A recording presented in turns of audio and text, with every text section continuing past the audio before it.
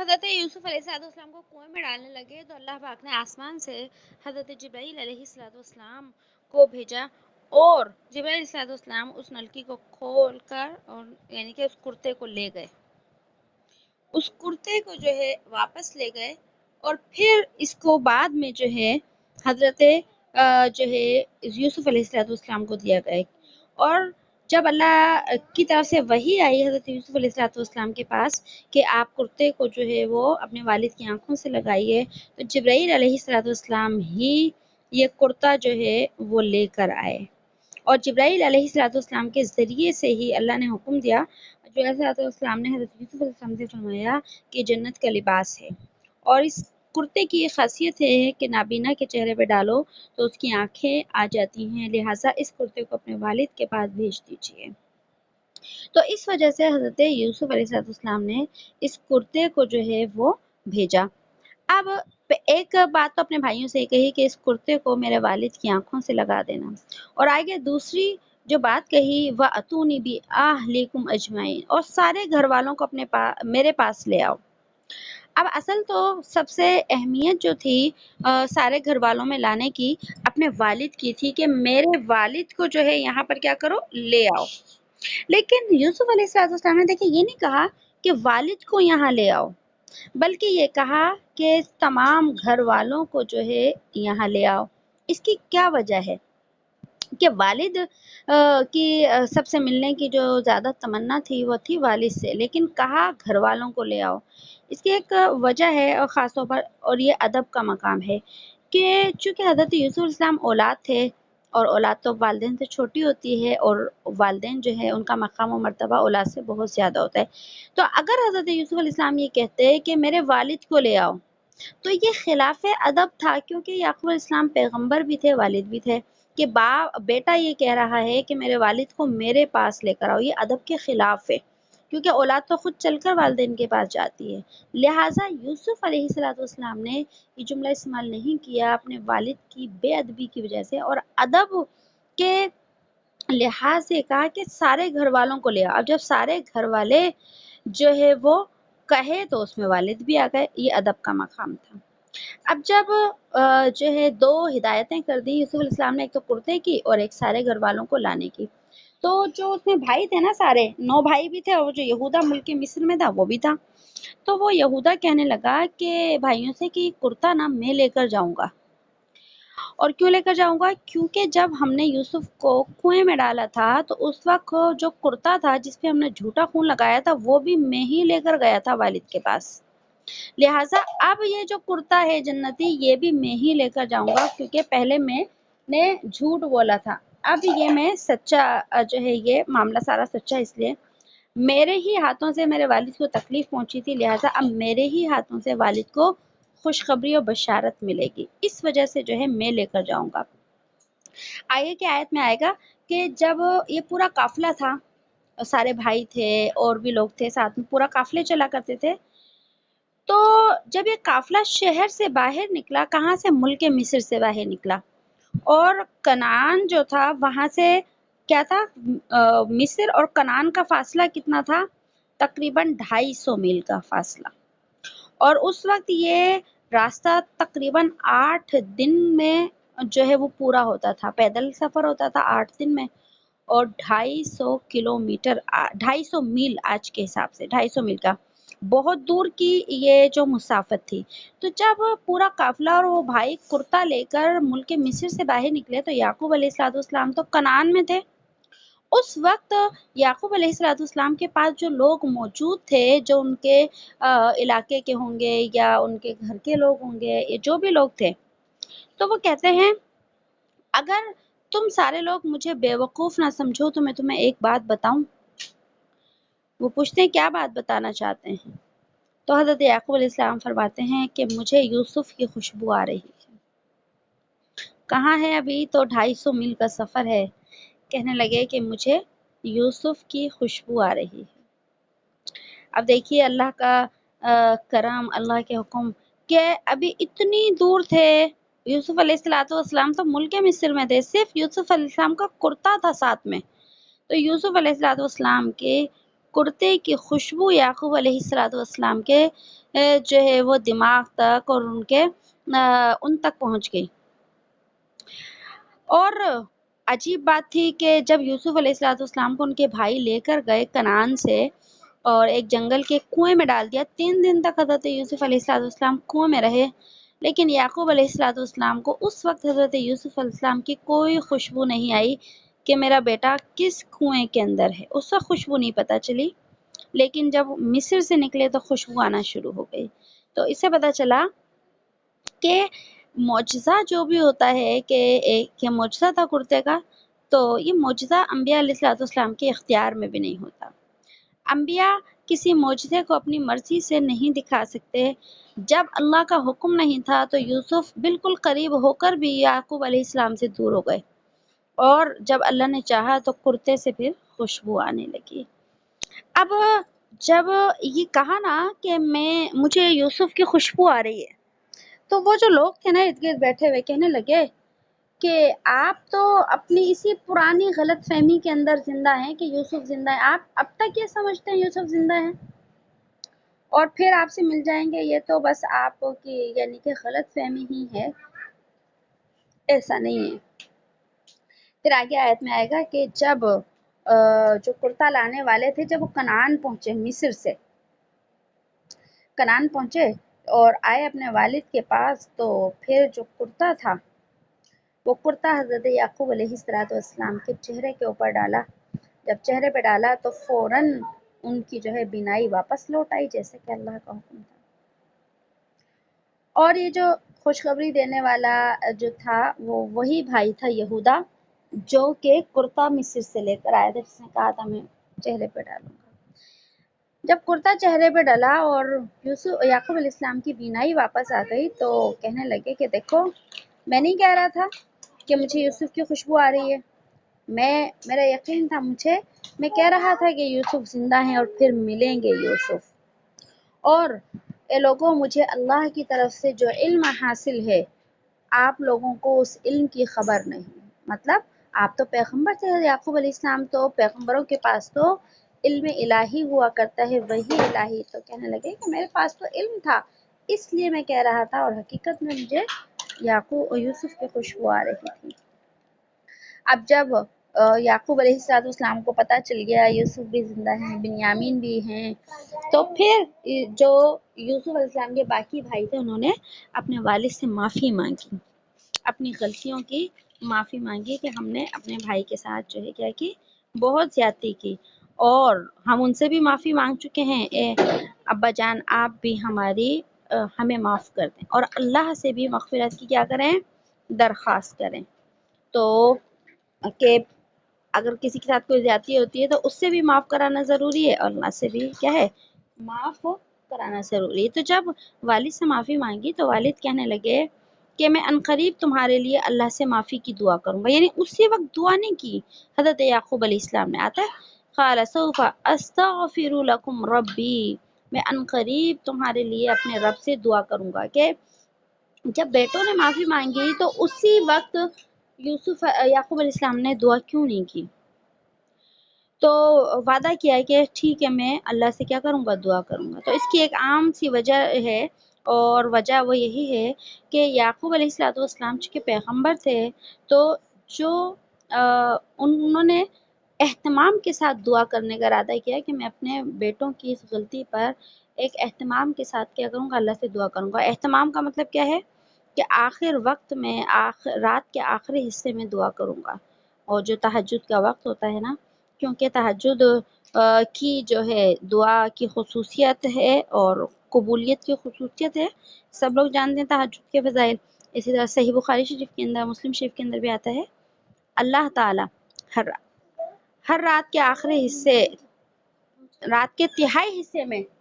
زمین سے قریب آسمان پر نازل ہوتے ہیں، آسمان پر جو ہے ظہور فرماتے ہیں، اعلان کرتے ہیں کہ کون ہے جو مجھ سے دعا مانگے، میں اس کی دعا کو قبول کر لوں، جو مجھ سے مغفرت طلب کرے میں اس کی مغفرت کو قبول کر لوں۔ تو یہ اہتمام کہ میں آخری رات میں ان کے اپنے بچوں کے لیے کیا کروں گا، دعا کروں گا۔ اور آگے آیت میں آئے گا فَلَمَّا دَخَلُوا، کہ جب وہ حضرت یوسف علیہ السلام کے پاس سے سارے بھائی آئے مصر سے کنعان کی طرف، تو حضرت یعقوب علیہ السلام نے یوسف علیہ السلام نے اپنے بھائیوں کے ساتھ اپنے گھر والوں کے لیے جو ہے بہت سا سامان بھیجا۔ آتا ہے روایت میں کہ 200 اونٹ بھیجے ساتھ میں، 200 اونٹوں کے اوپر کیا تھا؟ سامان تھا، بہت سا سامان تھا، اس میں کپڑے تھے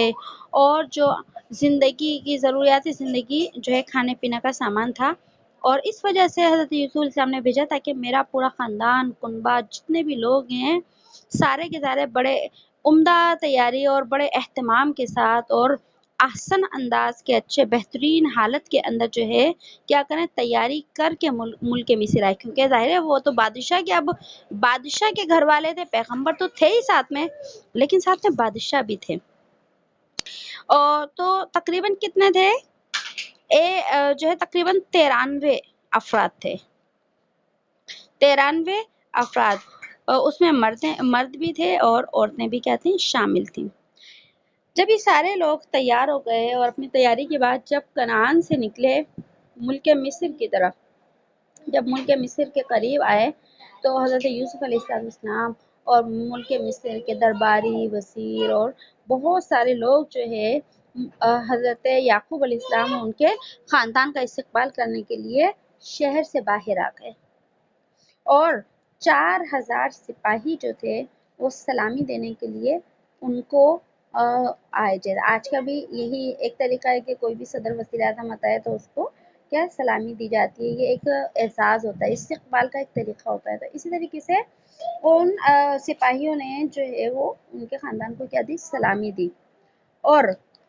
جب یہ سارے لوگ ملک مصر کے اندر داخل ہوئے تو شاہی دربار کے اندر، شاہی محل کے اندر داخل ہوئے اور حضرت یوسف علیہ السلام نے جو ہے والدین کو اپنے پاس ٹھہرا لیا۔ اب جو ہے یوسف علیہ السلام یہ سارے جب یہاں ہو گئے، داخل ہو گئے، پھر جو ہے آگے قرآن کریم میں واقع آتا ہے کہ یوسف علیہ السلام کے سارے لوگ جب ملک مصر آ گئے تو پھر یوسف علیہ السلام نے فرمایا کہ آپ سب لوگ جو ہے بغیر کسی خطرے کے، بغیر کسی رکاوٹ کے جو ہے ملک مصر کے اندر داخل ہوں، یہاں رہیں، اور جو کسی بھی قسم کی آپ کے اوپر کوئی پابندی نہیں ہوگی۔ جیسے ایک ملک سے دوسرے ملک میں آتے ہیں تو عام طور سے کیا ہوتی ہے؟ پابندیاں ہوتی ہیں۔ آج کے دور میں بھی ویزے کی پابندی ہے اور مختلف اصول ہوتے ہیں، تو اس دور میں بھی ہوا کرتے تھے، لیکن یوسف علیہ السلام نے جو ہے ان کا خصوصی، کیونکہ یوسف علیہ السلام کے جو والد تھے وہ صرف والد نہیں تھے بلکہ وقت کے پیغمبر بھی تھے۔ اور اس کے بعد پھر وہ واقعہ آتا ہے قرآن نے جہاں یوسف علیہ السلام کے خواب کی تعبیر بیان کی ہے کہ یوسف علیہ السلام نے دیکھا تھا کہ سورج، چاند اور یہ ستارے یہ سب جو ہے کیا کر رہے ہیں؟ سجدہ کر رہے ہیں۔ تو اب اس کی تعبیر کس طرح پوری ہوئی کہ آگے آئے گا رفع ابویہ علی العرش، یوسف علیہ السلام نے اپنے والدین کو تخت شاہی کے اوپر جو ہے وہ بٹھایا۔ اب یہاں پر تخت شاہی، اب والدین کا ذکر آ رہا ہے تو دیکھیے والدین حضرت یوسف علیہ السلام کی والدہ تو بچپن میں ہی وفات پا گئی تھی، ہم نے پڑھا تھا، لیکن یوسف علیہ السلام کی والدہ کی وفات کے بعد یعقوب علیہ السلام نے ان کی بہن سے نکاح کر لیا تھا اور ان کا نام تھا لیا، ان سے نکاح کر لیا تھا، تو گویا وہ خالہ بھی تھی یوسف علیہ السلام کی، اور خالہ کے لیے آتا ہے کہ خالہ بھی ماں کی مثل ہوتی ہے، تو اس وجہ سے جو ہے یہاں والدین کہا گیا ہے کہ ان کی سگی جو والدہ تھی وہ تو وفات پا چکی تھی لیکن ان کی خالہ موجود تھی جو ان کے حق میں ماں کے برابر تھی، اس لیے قرآن کریم میں آیا رفع ابویہ، اپنے دونوں والدین کو اٹھایا۔ اب یہاں عرش سے کیا مراد ہے؟ شاہی تخت، جو یوسف علیہ السلام کا بادشاہی تخت تھا اس کے اوپر کیا کیا؟ بٹھایا، وَخَرُّوا لَهُ سُجَّدًا، اور جو ہے کیا؟ سجدہ کیا۔ آپ سجدہ کرنے والے کون تھے؟ والدین تھے، بھائی تھے اور یوسف علیہ السلام کے سامنے۔ اب دیکھیے جب ہم سجدہ کرتے ہیں تو کیا ہوتے ہیں؟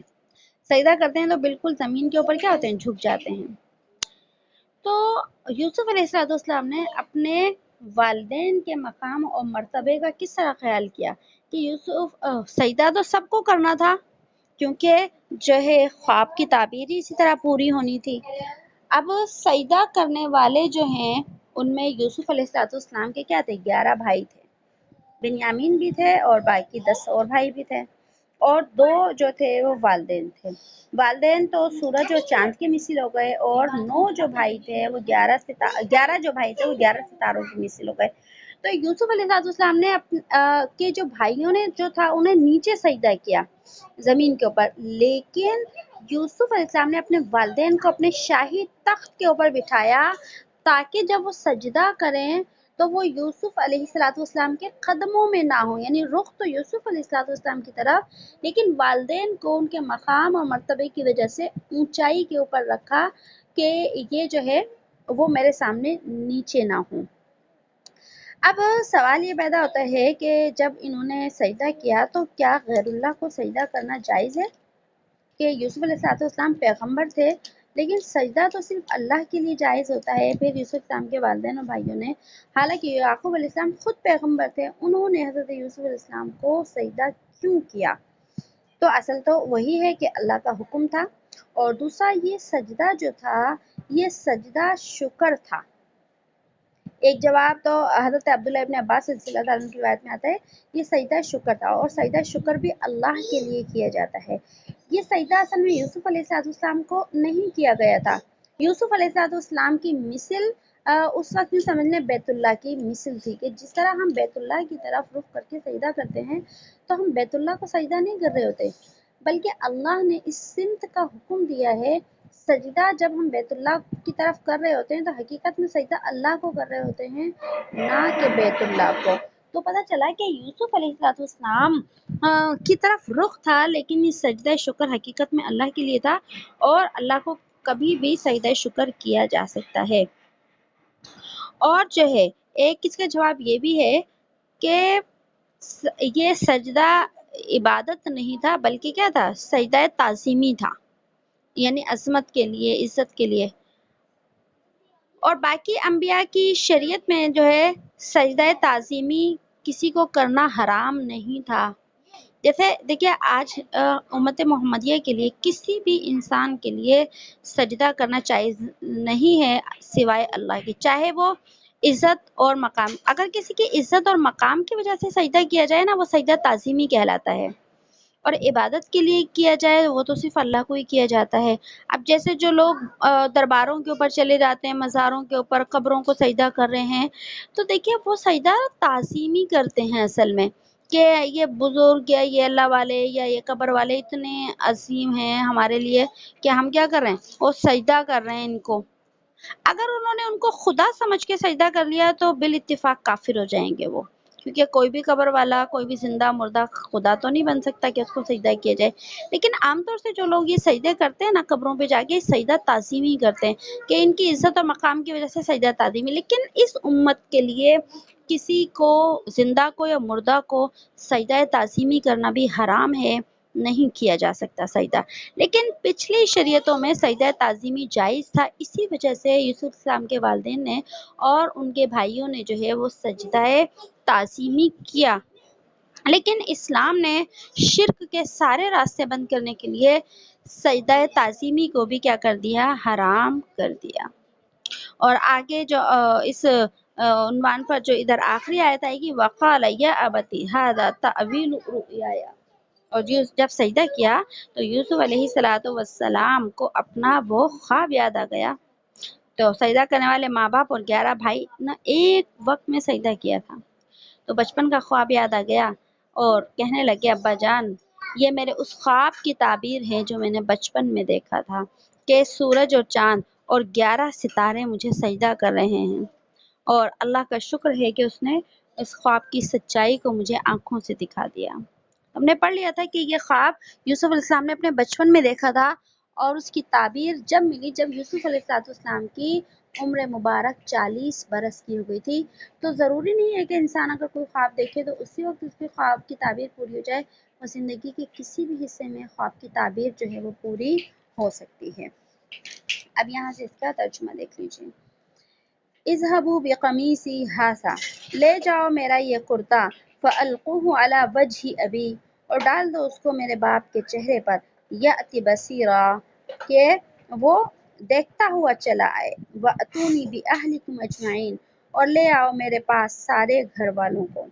وَلَمَّا فَصَلَتِ الْعِيرُ، اور جب جدا ہوا قافلہ، فصلت جدا ہوا، العیر قافلہ، اور جب قافلہ جدا ہوا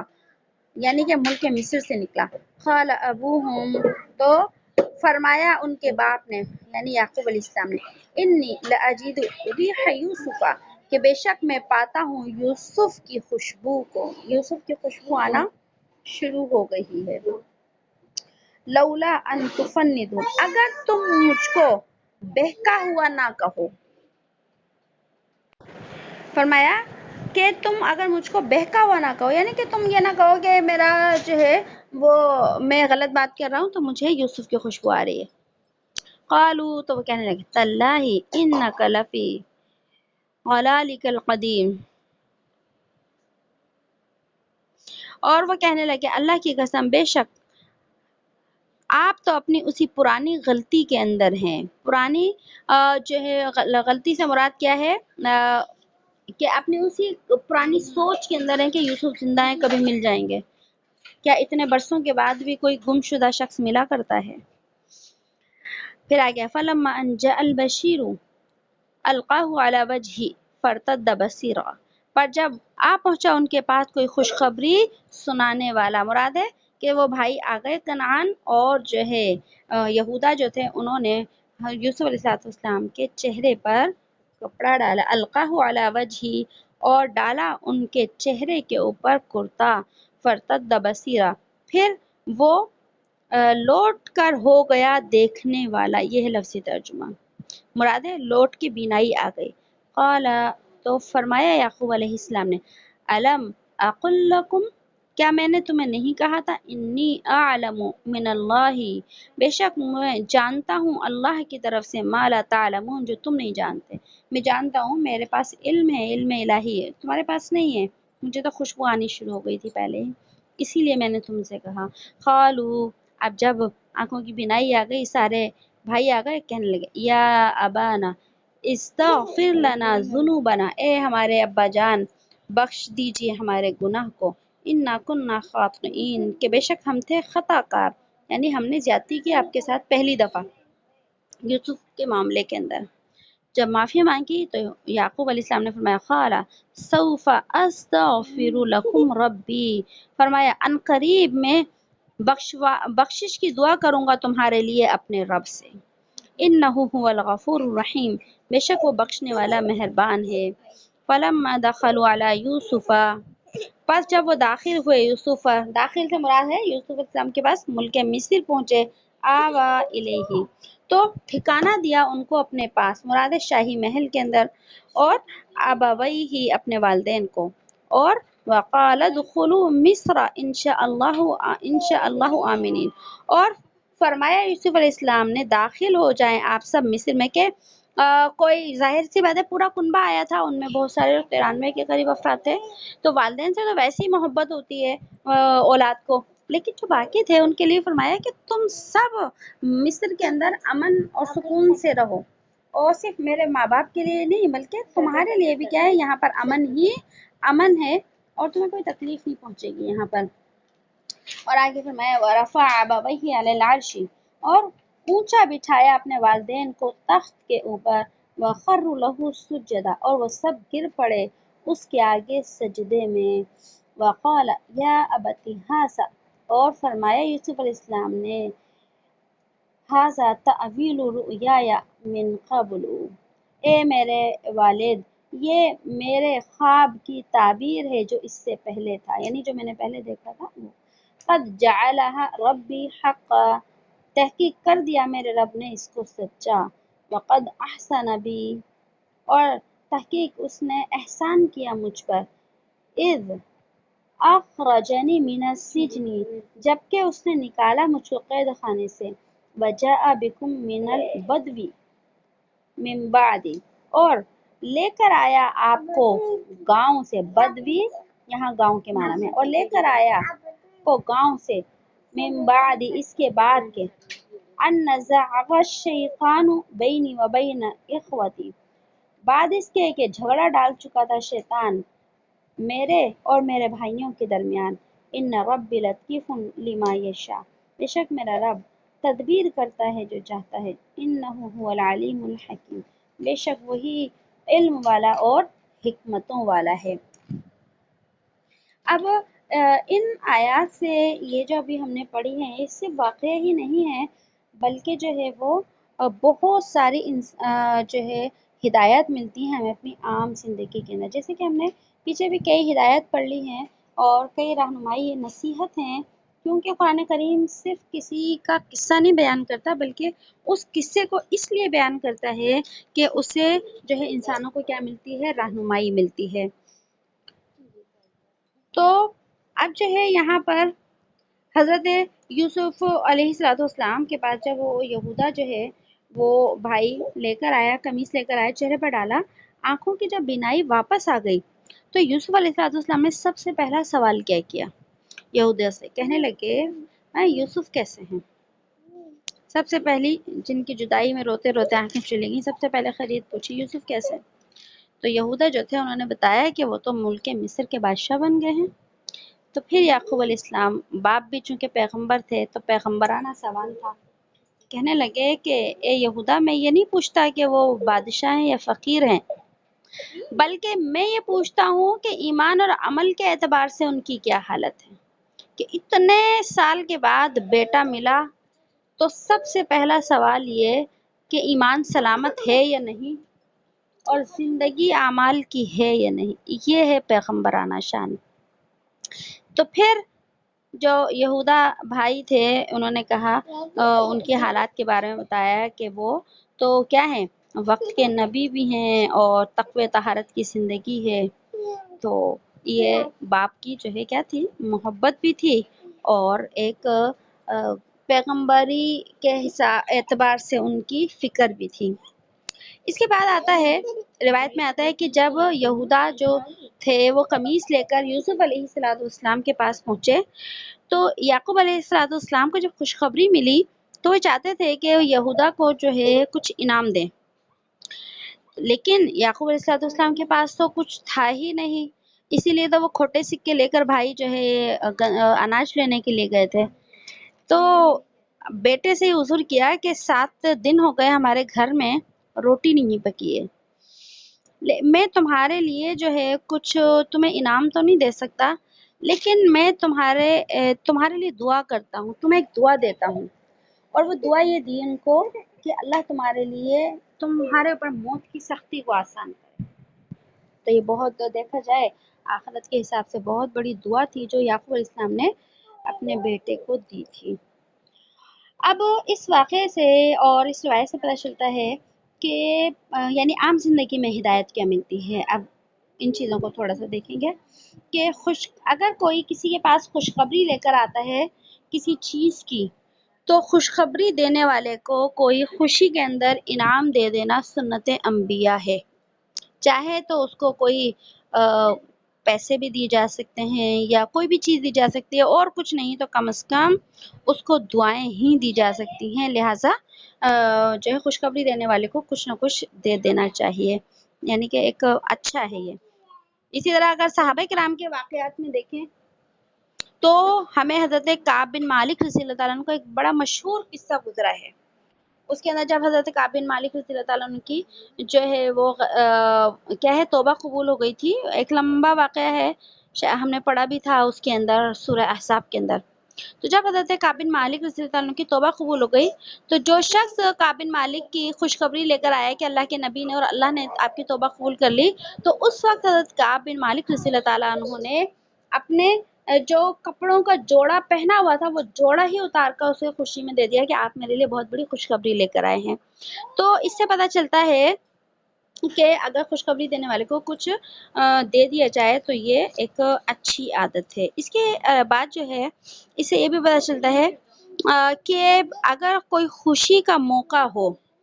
تو خوشی اور مسرت کے اظہار کے لیے دوستوں کو یا رشتہ داروں کو کھانے کی دعوت دے دینا یہ بھی سنت انبیاء ہے۔ کہ جیسے عام طور سے ہمارے گھر میں کوئی خوشی ہوتی ہے تو ہم رشتہ داروں کو جو ہے جمع کر لیتے ہیں، کھانا کھلا دیتے ہیں، تو یہ بھی ایک اچھا طریقہ ہے اور سنت انبیاء میں سے کس طریقے سے ہے کہ اور صحابہ کا طریقہ ہے یہ کہ حضرت عمر فاروق رضی اللہ تعالیٰ عنہ نے آتا ہے کہ جب سورہ بقرہ مکمل کی تو اس کی خوشی میں ایک اونٹ ذبح کر کے لوگوں کو کھلایا تھا. جیسے ختم قرآن کی خوشی ہوتی ہے، لوگ مناتے ہیں اور منانا بھی چاہیے ختم قرآن کی، تو اس سلسلے میں تو ایک اس سے یہ بھی پتہ چلتا ہے عام زندگی میں. اسی کے ساتھ ساتھ ہمیں ایک اور ہدایت ملتی ہے کہ یعقوب علیہ السلام کے جو بیٹے تھے، جب ان کے اوپر راز کھل گیا کہ یہی عزیز مصر جو ہیں یوسف ہیں، تو یوسف علیہ السلام سے بھی معافی مانگی اور اپنے والد سے بھی جا کر جو ہے کیا کی معافی مانگی. تو اس سے پتہ چلتا ہے کہ اگر ہماری ہاتھ یا زبان سے یا کسی کو تکلیف پہنچے تو ہمیں اس کے اوپر معافی مانگ لینا چاہیے، معافی مانگ لینی چاہیے. یہی جو ہے اخلاق کریمانہ بھی ہیں اور یہی اسلامی طریقہ بھی ہے. صحیح بخاری شریف کی روایت کے اندر بھی جو ہے ایک اللہ کے نبی صلی اللہ علیہ وسلم کا فرمان ہے اسی کے حوالے سے کہ جو ہے اگر کوئی شخص کے ذمہ کسی کا حق ہو تو چاہیے کہ اس سے آج ہی کیا کرے، معاف کرا لے. مالی حق ہے تو وہ بھی ادا کر دے، اگر کسی نے تکلیف دی ہے تو وہ بھی اس سے معافی مانگ لے، ورنہ قیامت کے دن اس کی جو نیکیاں ہیں وہ مظلوم کو دے دی جائیں گی اور مظلوم کے گناہ اس کے نامہ اعمال میں ڈال دیے جائیں گے. بخاری شریف کے اندر یہ پوری روایت آتی ہے. تو اس سے جو ہے اب اسی طرح اگلی ایک اس واقعے سے ہمیں ایک اور سبق ملتا ہے کہ جب یوسف علیہ السلام اپنے والد سے ملے، اتنے سال کے بعد 7 سال کی عمر میں جدا ہوئے اور 40 سال کے بعد جو ہے یوسف علیہ السلام والدین سے ملے، اتنی لمبی جدائی اور جو ہے وہ تکلیفیں بیچ میں دونوں کو ہی پہنچی. تو یوسف علیہ السلام نے اپنی گزری ہوئی زندگی کی داستان نہیں سنائی اپنے والد کو کہ میرے ساتھ زندگی میں کیا کیا ہوا. دونوں طرف پیغمبر تھے، باپ بھی پیغمبر تو بیٹا بھی پیغمبر، اور دونوں پیغمبروں کی شان بھی اونچی. تو پھر جو ہے جب نہ یعقوب علیہ السلام نے پوچھا کہ بیٹے اتنے برسوں میں تمہارے ساتھ کیا ہوا، نہ یوسف علیہ السلام نے بتایا کہ ابا جان اتنے برسوں کے اندر میرے ساتھ کیا ہوا، بلکہ جب ملے نا تو ملنے کے ساتھ کیا بتایا، وقد احسن بی اذ اخرجنی من السجن، کہ فرمایا یوسف علیہ السلام نے کہ اللہ تعالیٰ نے مجھ پر احسان فرمایا کہ مجھے قید خانے سے نکال دیا. یعنی کہ اللہ کے احسانات گنوائے. جیسے ہم جیسے ناشکر لوگ دیکھیں کہ اگر کوئی ہمارے والدین ہوں یا ہمارے گھر والے ہوں، ہم ان سے ملیں تو سب سے پہلے اپنی مصیبتوں کا کہ ہمیں اتنی مصیبتیں جھیل چکے ہم، لیکن دونوں طرف پیغمبر تھے اور پیغمبروں کی زندگی ان دوسرے انسانوں کے لیے کیا ہوتی ہے، راہ ہدایت ہوتی ہے. تو یہ بتایا کہ مجھے قید خانے سے نکال دیا، قد احسان کیا اللہ نے میرے اوپر، احسان یاد کیے. اور دوسرا احسان کیا ذکر کیا، وجاء بکم من البدو، کہ ایک احسان اللہ نے یہ کیا کہ آپ کو جو ہے گاؤں سے یہاں لے آیا. بدو کہتے ہیں چھوٹا علاقہ، ٹھیک ہے، چھوٹا علاقہ. ملک مصر ایک پوری جو ہے یوں کہہ لیں سپر پاور تھی اس وقت، اور تو اس وقت فرمایا کہ آپ کو گاؤں سے جو ہے ایک بڑی جگہ پر لے آئے، یہ بھی کیا ہے، اللہ کا احسان ہے. اور آگے فرمایا وَمِن بَعْدِ أَن نَزَغَ الشَّيْطَانُ، اور تیسرا ذکر کیا کہ اللہ شیطان نے میرے اور میرے بھائیوں کے درمیان فساد ڈلوا دیا تھا، وہ بھی ختم ہو گیا. 3 چیزیں، 3 مصائب تھے، 3 مشکلیں تھیں، یوسف علیہ السلام نے ان کو الگ الگ ذکر کیا. بھائیوں کا جو ظلم تھا اس کو سب سے آخر میں کر دیا، اور یہ جو تھی قید خانے کی جو تکلیف تھی یہ آئی، اس کو سب سے پہلے جو ہے ذکر کیا. اب دیکھیے یوسف علیہ السلام نے قید خانے کا تو ذکر کیا، لیکن قید خانہ کیسے پہنچے، قید خانے میں کیا کیا ان کے ساتھ ہوا، کتنے سال رہے، یہ نہیں بتایا، بلکہ فرمایا کہ اللہ نے مجھے قید خانے سے نجات عطا فرما دی، کہ ڈائریکٹ قید سے نکلنے کا احسان اور شکر بیان کیا. اور جو ہے اس کے بعد جو ہے والدین کا، اور بعد میں جو ہے بھائیوں کا تذکرہ فرمایا. اچھا، قرآن کریم نے جو الفاظ استعمال کیے ہیں کہ یوسف علیہ السلام نے فرمایا میرے اور میرے بھائیوں کے درمیان شیطان نے جو ہے وہ یہ تفریق کی تھی، یہ جھگڑا جو ہے شیطان نے ڈالا تھا. مطلب کہ یوسف علیہ السلام نے یہاں بھی اپنے بھائیوں کو لعنت ملامت نہیں کیا کہ میرے بھائی آج میرے رحم و کرم پر ہیں اور کس طریقے سے انہوں نے میرے ساتھ کیا. نہیں، کیونکہ یوسف علیہ السلام اپنے بھائیوں کو پہلے ہی معاف کر چکے تھے، اس لیے اپنے بھائیوں کے سر پہ انہوں نے کوئی بھی الزام جو ہے وہ بیان نہیں کیا. اور جو ہے پھر جو ہے درمیان میں والدین کا جو ہے وہ ذکر فرمایا کہ والدین سے جو ہے میری ملاقات، یعنی آپ کو یہاں لے کر آئے کہ آپ جو ہے ہمارا رہائش جو تھی وہ چھوٹے سے علاقے میں تھی، لیکن اللہ نے جو ہے وہاں سے ہمیں یہاں پہنچا دیا. کیونکہ جو چھوٹے علاقے ہوتے ہیں، جو دیہات وغیرہ ہوتے ہیں، وہاں کمائی اور روزگار کا جو ذریعہ ہوتا ہے معیشت کا وہ کم ہوتا ہے. جو بڑے شہر ہوتے ہیں ان کے اندر روزگار کے ذریعے جو ہے بہت زیادہ ہوتے ہیں. تو اس وجہ سے خاص طور پر یعقوب علیہ السلام نے اس چیز کا بھی احسان ذکر کیا. تو پتہ چلا کہ بڑے شہروں میں اگر انسان رہتے ہیں وہاں پر اس کے لیے سہولتیں ہیں، تو یہ بھی کیا ہے اس کے لیے اللہ کا ایک احسان ہے. اور اس کے بعد آخر میں فرما دیا کہ میرا پروردگار جو چاہتا ہے اس کی تدبیریں کر دیتا ہے. یہ سارے کام اللہ کے تھے کہ اللہ نے مجھے آپ سے دور کر دیا، پھر اتنے سال آپ کو مجھے آزمائش میں رکھا اور پھر مجھے اور آپ کو ملا دیا، اور اتنے وقت میں اللہ نے مجھے ملک مصر کی بادشاہت عطا کر دی. اللہ نے یہ سب کام اسی ترتیب سے کرنے تھے، اس لیے فرمایا ان ربی لطیف لما یشاء، کہ اللہ میرا رب جو چاہتا ہے کرتا ہے، جس تدبیر سے چاہتا ہے کرتا ہے، اور علم اور حکمتوں والا ہے.